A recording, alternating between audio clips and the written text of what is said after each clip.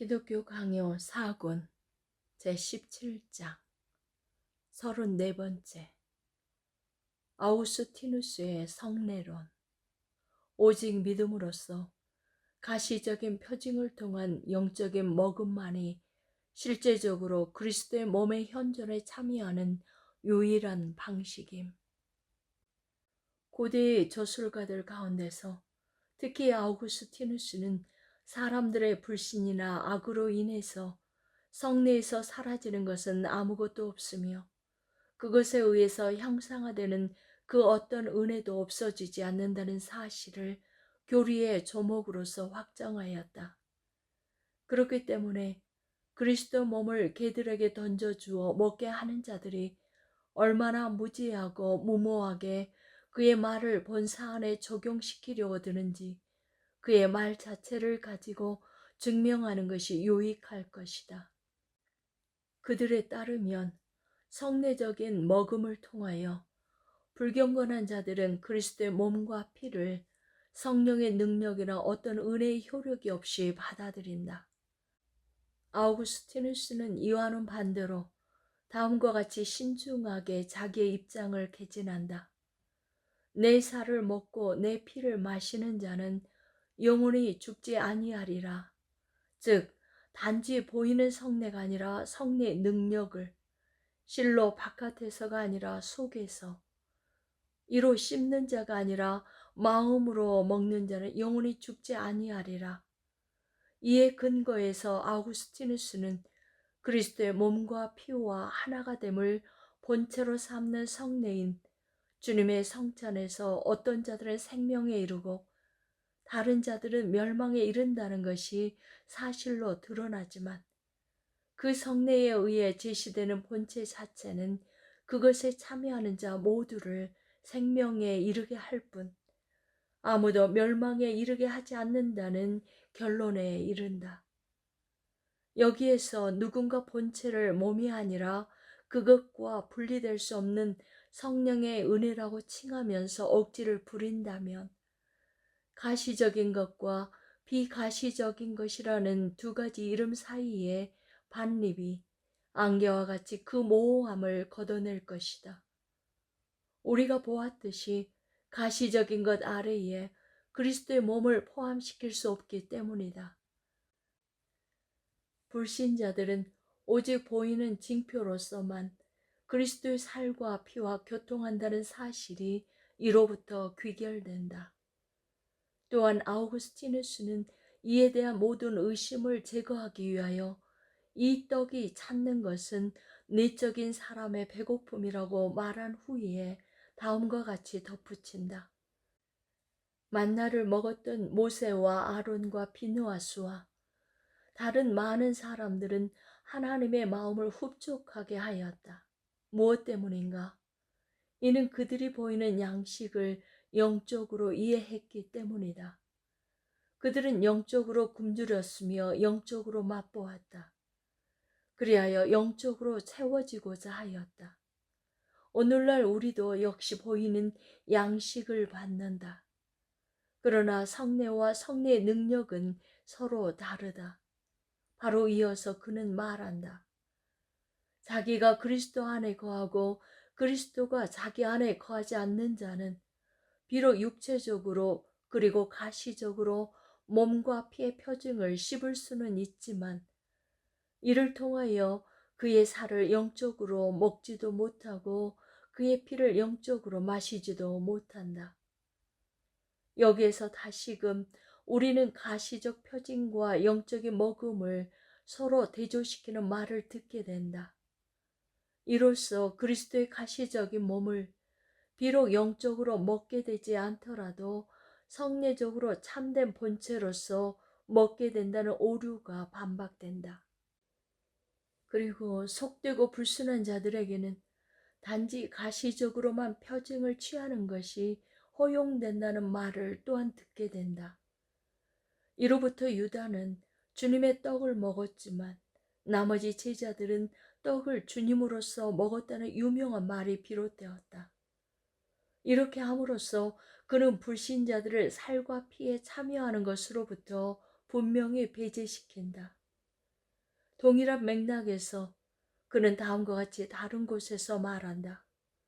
왜 당신은 그리스도의 떡이 주어짐으로써 유다가 마귀에게 얽매이게 되었던 것을 기이하게 여기는가? 그 반대로 마귀의 사자가 주어짐으로써 바울은 그리스도 안에서 완전하게 되지 않았던가? 실로와 아우구스티누스는 또 다른 곳에서 주의 몸을 분별하지 못하고 먹고 마시는 자는 자기의 심판을 먹고 마시는 것이니라 라는 바울이 전하는 말씀을 인용하면서 이런 자들에게도 그리스도의 몸이 성찬의 떡이었다고 지적한다. 그들이 약하게 받았다고 해서 아무것도 받지 않은 것은 아니라는 것이다. 무슨 뜻에서 이렇게 말하는지에 대해서는 다른 곳에서 더욱 상세하게 설명된다. 자기들의 입으로는 기독교 신앙을 고백하면서 행위로는 부인하는 사악하고 흉악한 자들이 어떻게 그리스도의 몸을 먹는지를 확정적으로 드러낼 뿐만 아니라 이런 자들이 성례적으로 먹을 뿐만 아니라 참된 본체로서 먹는다고 생각하지 못하도록 하려는 분명한 뜻을 가지고 그는 다음과 같이 말한다. 그러나 그들은 그리스도의 지체들로서 여겨져서는 안 되므로 그리스도의 몸을 먹는다고 일컬어져서도 안 된다. 다른 것들은 자취하더라도 그들은 동시에 그리스도의 지체들과 장녀의 지체들이 될 수 없기 때문이다.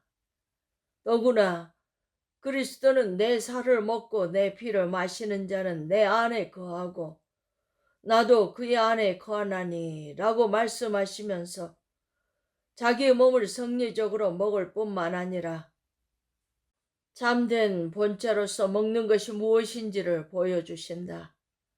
이는 그리스도가 먹는 자 안에 거하시도록 하기 위하여 먹는 자는 그리스도 안에 거함을 뜻한다. 이는 마치 그가 내 안에 거하지 않고 나도 그 안에 거하지 않는 자는 나의 몸을 먹는다거나 나의 피를 마신다고 말하거나 생각하지 말라라고 하시는 것과 같다. 나는 독자들이 성례적으로 먹는 것과 참된 본체로서 먹는 것 사이의 대조를 깊이 생각해 보기를 바란다. 그렇게 하면 어떤 의심도 남지 않을 것이다. 아우구스티누스는 다음 말을 통하여 이를 동일한 맥락에서 아주 분명하게 확정한다. 당신의 목구멍을 준비하지 말고 당신의 마음을 준비하라. 이것이 성찬에 의해서 위탁되기 때문이다. 보라, 우리는 믿음으로써 그리스도를 받을 때 그를 믿는다. 그를 받으면서 우리가 생각할 것이 무엇인지를 알게 된다. 우리는 적은 양을 받으나 마음이 기름지게 된다. 우리를 먹이는 것은 보이는 것이 아니라 믿어지는 것이다. 여기에서도 아우구스티누스는 불경건한 자들이 취하게 되는 것을 보이는 표징에 한정시킨다. 그리고 오직 믿음으로써 그리스도를 받게 된다고 가르친다. 아우구스티누스는 또한 다른 곳에서 선한 사람들과 악한 사람들이 표징들에 함께 참여한다고 분명히 선포하면서도 악한 사람들을 그리스도의 살을 참되게 먹는 것에서 배제시킨다.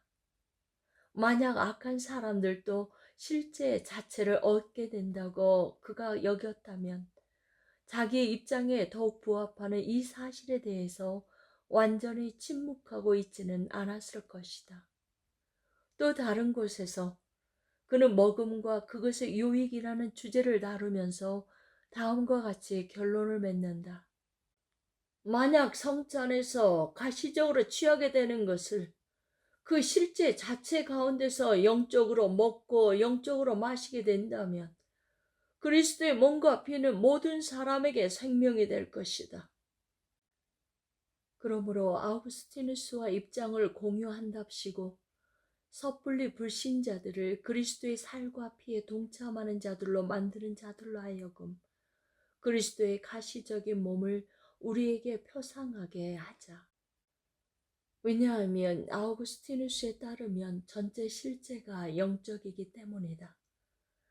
그의 말을 통하여 분명히 유추되는 바, 불신이 실제로 들어가는 문을 닫아버리는 성내적인 머금은 가시적이거나 외적인 머금만큼만 작용을 한다. 과연 그리스도의 몸을 영적으로 먹지 않음에도 불구하고 참되게 먹을 수 있는가?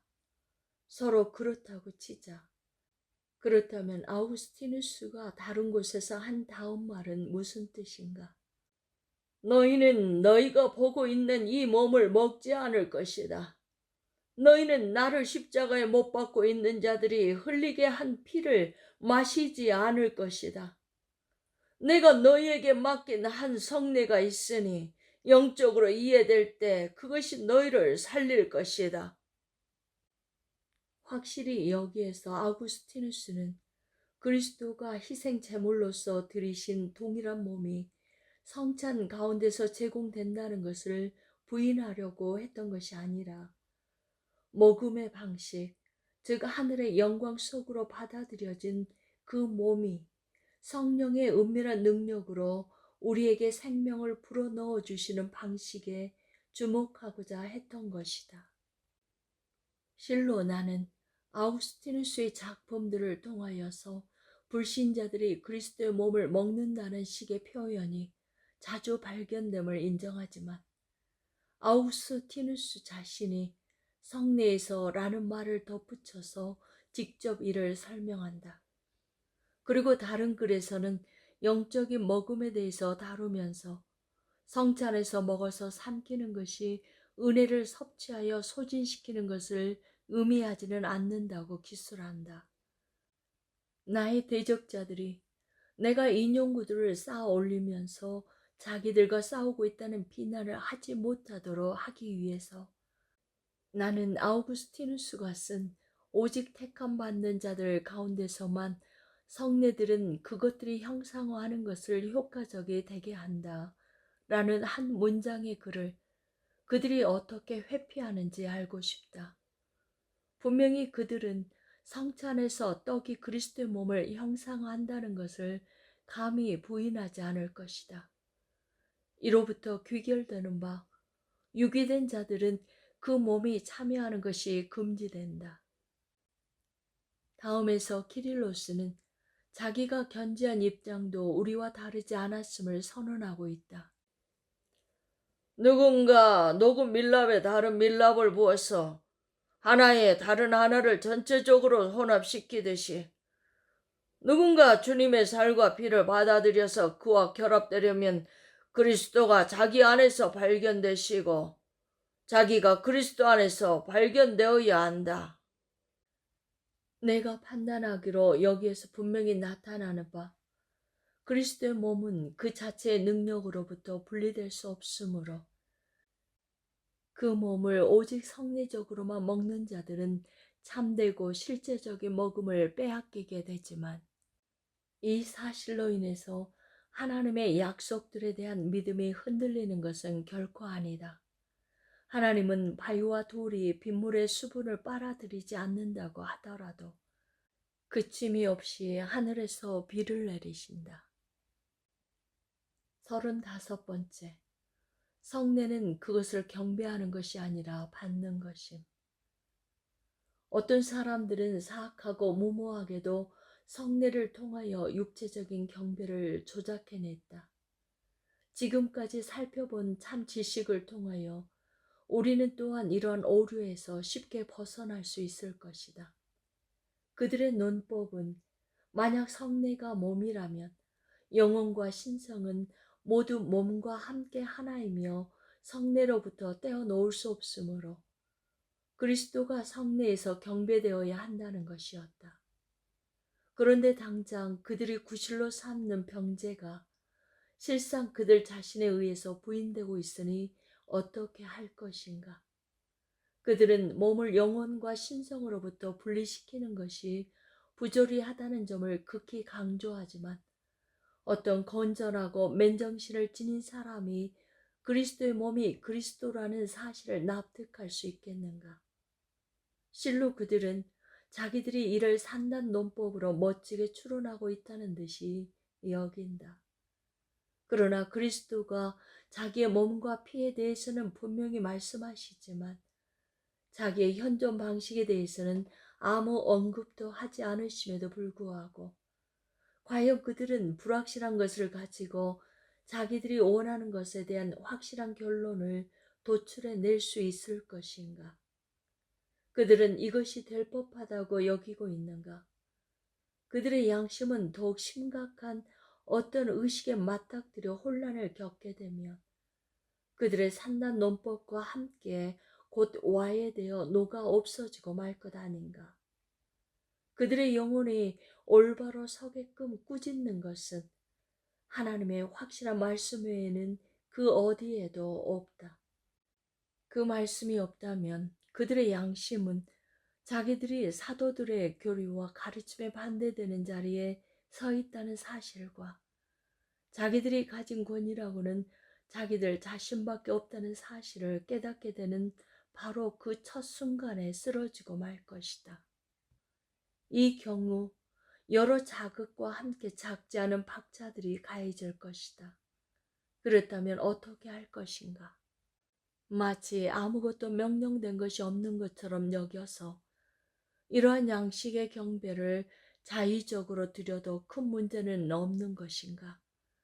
성경 어느 한 곳에서도 근거가 되는 말씀을 읽을 수 없는 것을 무모하게 도입해서 그토록 경솔하게 시도해 보는 것을 하나님께 드려지는 참된 예배라고 할 수 있겠는가? 그러나 만약 그들은 올바른 겸손한 자세로 자기들의 모든 지식을 하나님의 말씀 아래에 억제시켰더라면 주님이 받아서 먹으라, 마시라 라고 하신 말씀을 더욱 확실하게 청종했을 것이며 성례를 받을 것이나 그것을 경배하지는 말라는 이 계명에 순종했을 것이다. 그러나 주님의 명령을 쫓아서 성례를 경배함 없이 받아들이는 자들은 자기들이 하나님의 계명에서 벗어나 있지 않다는 생각에 마음의 평정을 누리게 된다. 우리가 어떤 일을 행할 때에 이러한 평정을 누리는 것이야말로 가장 큰 위로가 된다. 우리가 말씀에서 읽게 되듯이 사도들은 엎드려서 성찬을 경배한 것이 아니라 앉은 채 받아서 먹었다. 누가가 전하듯이 경배한 가운데서가 아니라 떡을 뗀 가운데서 교통하는 것은 사도적 교회의 관례였다. 이는 바울이 내가 너희에게 전한 것은 주께 받은 것이라고 고백하면서 고린도 교회를 교훈했던 사도적 교리에 따른 것이었다.